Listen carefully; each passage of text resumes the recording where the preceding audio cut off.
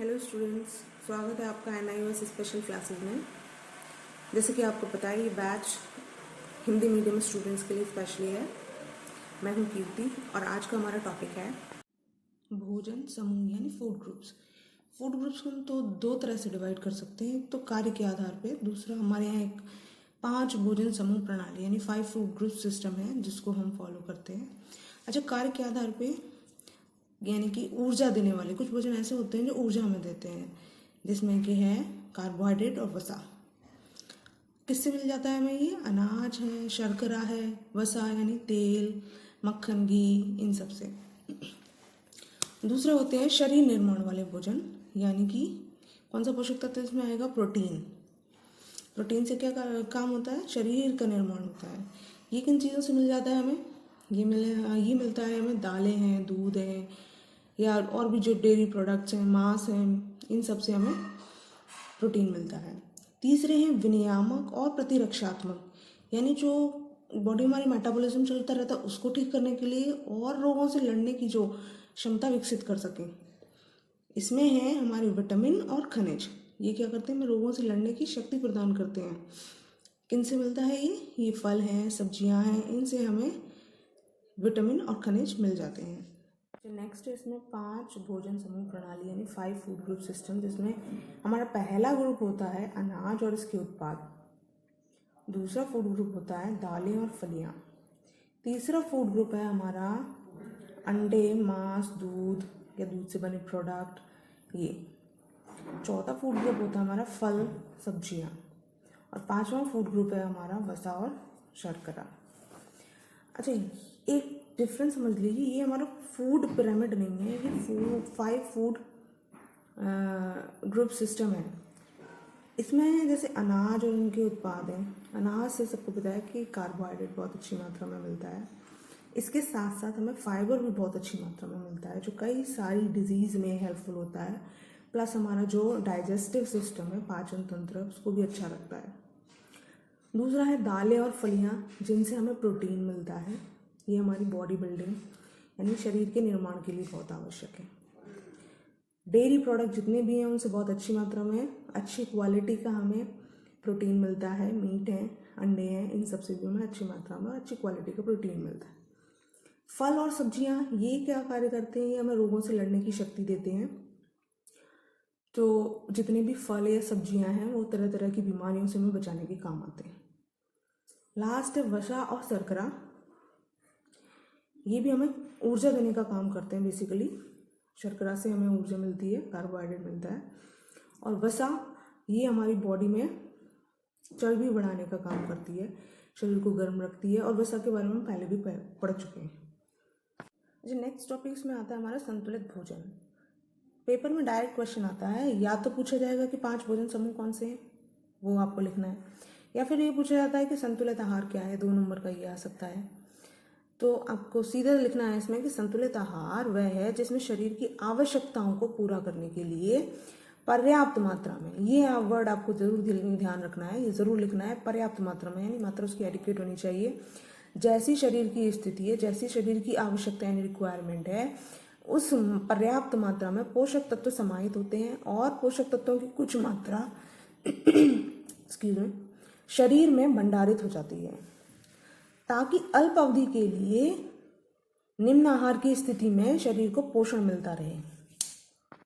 Next topic है आहार नियोजन का महत्व। पहले आहार नियोजन होता क्या है? हमें अपने हफ्ते का या महीने का या पर डे का हम एक प्लान करके चलते हैं कि हमें क्या क्या चीज़ें बनानी हैं, ब्रेकफास्ट में, लंच में, डिनर में, सफर में, सब में। उससे फ़ायदा क्या होता है? एक तो हमारे समय, ऊर्जा और धन की बचत होती है। कैसे? कि अब हमें रैंडमली सोचना नहीं है कि अभी ये बनाना है, चलो इडली बनाना है, फिर सामान अरेंज करें, या मार्केट जाएं फिर सामान लेके आएँ। अगर हमें पहले से प्लान है तो हम सामान भी अरेंज करके रखते हैं। इससे आने जाने का खर्चा बच जाता है, टाइम वेस्ट नहीं होता है, एनर्जी हमारी वेस्ट नहीं होती है। तो ये समय, ऊर्जा और धन की बचत करने में सहायक होता है। दूसरा होता है कि सभी की पोषण आवश्यकताओं की पूर्ति हो जाती है। किसको कितनी रिक्वायरमेंट है वो सब ध्यान में रख के ही हम मील को प्लान करते हैं, जिससे कि जिसको अगर मान लीजिए कोई घर में बीमार है तो हमें उसकी पोषण आवश्यकता को भी ध्यान में रखते हैं। बीमार के लिए उसके लिए जो रिकमेंड किया गया वो हम लेंगे भोजन। जैसे किसी का अगर पेट खराब हो तो दलिया, खिचड़ी या जैसी भी कंडीशन है उसके अकॉर्डिंग बनाएंगे, तो सभी पोषण संबंधी आवश्यकताओं को पूरा किया जा सकता है। कोई अंडरवेट है तो उसके लिए ज़्यादा कैलोरीज, ज़्यादा प्रोटीन वाला खाना हम चुनेंगे। कोई ओवरवेट है तो कम कैलोरीज का चुनेंगे। तो सभी की पोषण संबंधी आवश्यकताओं की पूर्ति हो जाती है। और लास्ट पॉइंट, सभी की पसंद और आवश्यकता का भोजन हमें मिल जाता है। मतलब हम घर में जितने भी मेंबर हैं सबकी पसंद नापसंद का ध्यान रख के ही मील प्लान करते हैं। बच्चों को जो पसंद है उसके अकॉर्डिंग लिखा जाता है, बड़ों को जो पसंद है उसके अकॉर्डिंग देख के हम अपना मील प्लान करते हैं। यानी आपने नोटिस भी किया होगा, पर डे जो आपकी मदर बना रही हैं उस खाने में मतलब आपकी पसंद शामिल होती है, आपके घर के और मेंबर्स की सबकी पसंद शामिल होती है। तो आहार नियोजन के केवल 3 मेजर पॉइंट आप याद रखिए, ये 1 या 2 नंबर का ज़रूर आता है। नेक्स्ट हमारा टॉपिक है इसमें भोजन को प्रभावित करने वाले कारक। कभी कभी एग्जाम में ये भी आ जाता है, 4 नंबर का क्वेश्चन आएगा तो कि भोजन को प्रभावित करने वाले कारक कौन कौन से हैं, जिसमें आयु है, लिंग है, आर्थिक कारक है, मौसम है, मौसमी उपलब्धता है, मनोवैज्ञानिक कारक हैं और व्यवसाय। ये कैसे इफेक्ट करते हैं? आयु, अगर छोटे बच्चे ज़्यादा हैं तो उनके अकॉर्डिंग रेसिपीज़ होती हैं, उनके अकॉर्डिंग मील प्लान करते हैं। और कॉलेज गोइंग है तो ज़्यादातर भोजन कैसा हो जिससे हम पैक कर सकें, जिस क्योंकि बच्चे बाहर ज़्यादा रह रहे हैं तो बाहर आसानी से खा सकें। बड़ी उम्र के लोग हैं तो उनकी रिक्वायरमेंट के अकॉर्डिंग। तो एज हमारा बहुत ज़्यादा मैटर करता है। दूसरा होता है हमारा लिंग, यानी सेक्स कौन सा है। लड़कियों की रिक्वायरमेंट लड़कों की रिक्वायरमेंट से अलग होती है। आपकी एज ग्रुप 17-18 वाली है अभी, इस 17-18 की एज ग्रुप के लिए 2500 कैलोरीज लड़कियों को चाहिए, जबकि 2800 कैलोरीज लड़कों को चाहिए। और थोड़ा सा प्रोटीन में भी अंतर होता है। ऐसे ही आयरन की जो मात्रा होती है वो लड़कियों को ज़्यादा चाहिए, लड़कों को थोड़ा सा कंपैरेटिवली कम चाहिए। अच्छा, रीज़न मैं आपको पहले ही बता चुकी हूँ, हम पिछले वीडियो में डिस्कस कर चुके हैं। एक होता है हमारा व्यवसाय, किस तरह का हमारा काम है। अगर हम हार्ड वर्क करें तो हमें कैलोरीज की ज़रूरत ज़्यादा होगी। अगर मॉडरेट वर्क करें तो हमें मॉडरेट अमाउंट में चीज़ों की ज़रूरत होगी। तो हमारा व्यवसाय भी इस पर इफेक्ट डालता है। अगर बैठे बैठे ऑफिस जॉब है तो इतनी कैलोरीज की ज़रूरत नहीं है, लेकिन बड़ा दौड़ भाग वाला काम है तो उसमें कैलोरीज की ज़रूरत ज़्यादा होगी। अच्छा, इसके अलावा मौसम बहुत इफेक्ट डालता है। जिस तरह का मौसम चल रहा है, अगर जैसे सर्दियों का मौसम है तो आपको पता है हम गरम गरम चीज़ें खाना पसंद करते हैं, हलवा है, ये सब ज़्यादा फैटी चीज़ें भी खा लेते हैं। ऐसे ही गर्मियां हैं तो आइसक्रीम, कोल्ड ड्रिंक वगैरह या फिर जूसेस हैं, इस टाइप की चीज़ें हम बहुत लेते हैं। और एक होता है हमारा मौसमी उपलब्धता, मतलब जिस मौसम में जो जो चीज़ें हमें मिल जाती हैं, आसानी से मिल जाती हैं लोकल मार्केट में, वो भी इफ़ेक्ट डालती हैं। कैसे? जैसे गर्मियों में आपको लौकी, तोरई, पालक ऐसी चीज़ें मिलती हैं, वहीं सर्दियों में आपको चुकंदर, गाजर, मटर ऐसी चीज़ें मिल जाती हैं। तो इनसे रिलेटेड रेसिपीज़ को हम ज़्यादा इस अपने मेन्यू में शामिल करते हैं, जो एक तो मौसम में हमें सस्ते दामों पर मिल रही हैं, ऊपर से इसमें किसी तरह की खराबी नहीं होती, कोल्ड स्टोरेज में रखी हुई सब्जियां नहीं है, फल नहीं है, ये अच्छे फ्रेश चीज़ें मिलती हैं हमें। नेक्स्ट इसमें मनोवैज्ञानिक आवश्यकता, यानी कि कभी कभी हमारा मन किसी और चीज़ का करता है। मान लीजिए समोसे खाने का मन है तो भोजन का जो हमारी प्लानिंग होगी वो उसी तरह की होगी। ऐसे ही अगर खिचड़ी खाने का मन है तो प्लान हम उसी तरह का करते हैं। नेक्स्ट है आर्थिक कारक। आर्थिक कारक डिपेंड करता है, जैसे मान लीजिए जो अंबानी या फिर और भी कोई रिच पर्सन है, उनका जो मील प्लान होगा वो बहुत हाई फाई होगा, जबकि एक मिडिल क्लास फैमिली का उसके अकॉर्डिंग होगा और लोअर का उससे भी उसके अकॉर्डिंग होगा। तो जितना हम अपने भोजन पर खर्चा कर सकते हैं उसके अकॉर्डिंग हम अपने मील को प्लान करते हैं।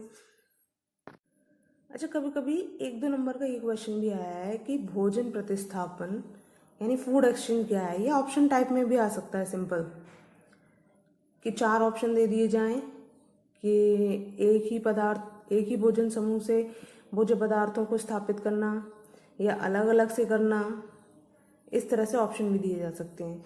तो भोजन प्रतिस्थापन यानी फूड एक्सचेंज एक्सक्यूज मी, जैसे कि नाम से पता चल रहा है, एक्सचेंज कर लेते हैं। इसमें क्या खास बात हमें ध्यान रखनी है, एक तो भोजन समूह हमारा चेंज नहीं होना चाहिए।